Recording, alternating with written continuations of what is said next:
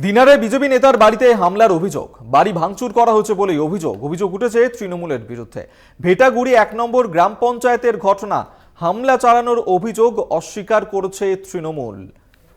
ভেটাগুড়ির ১ নম্বর গ্রাম পঞ্চায়েতে সেখানে এই ঘটনা ঘটেছে এবং যেখানে বিজেপি নেতার তার বাড়িতে হামলা চালানো হয়েছে বলেই অভিযোগ। দিনহাটার ছবি দেখাচ্ছি, দিনহাটায় বিজেপি নেতার বাড়িতে হামলা চালায় তৃণমূল, এমনটাই কিন্তু অভিযোগ উঠেছে, যদিও সমস্ত অভিযোগ অস্বীকার করা হয়েছে তৃণমূলের তরফে। দিনহাটায় বিজেপি নেতার বাড়িতে হামলার অভিযোগ, ভেটাগুড়ি ১ নম্বর গ্রাম পঞ্চায়েতের এই ঘটনা।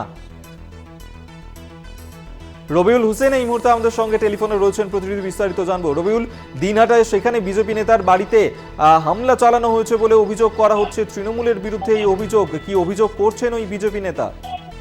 দেখো, গতকাল রাত ১১টা নাগাদ গ্রাম পঞ্চায়েতের যে রুইয়েরগুড়ি, সেই রুইয়েরগুড়ি এলাকায় গ্রাম পঞ্চায়েতের প্রধান ছিলেন সৎমরণ, তার বাড়িতে কিন্তু হামলা করেছে। রবিউল, তোমার কথা স্পষ্ট শোনা যাচ্ছে না, যদি স্থান পরিবর্তন করে কথা বলা সম্ভব হয়। তোমাকে জানিয়ে রাখি, এই লোকসভা নির্বাচনের ফলাফল ঘোষণার পরেই কিন্তু তৃণমূল জয়লাভ করেছে, সেহেতু একেবারেই রতন কিন্তু নির্বাচনের পর থেকেই বাড়ি ছাড়া ছিলেন এবং তার বাড়ির লোকজনের অভিযোগ গতকাল রাত ১১টা নাগাদ বেশ কয়েকজন দুষ্কৃতী এসে তার বাড়িতে কিন্তু অবাধে ভাঙচুর চালায়।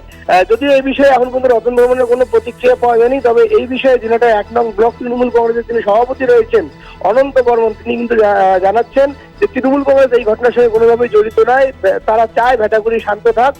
বিজেপি কিন্তু আবার সেই শান্ত ভেটাগুড়িকে উত্তপ্ত করার জন্য ইচ্ছা পরিচিতভাবে এই সমস্ত কার্যকলাপ করছে। তোমাকে আরো জানিয়ে রাখি, গতকাল ঘটনার পর থেকে কিন্তু সেই এলাকায় মোতায়েন রয়েছে পুলিশ এবং ভেটাগুড়ি পুলিশ ফাঁড়ির পুলিশ সঙ্গে সঙ্গে কিন্তু সেখানে পৌঁছে গিয়েছে।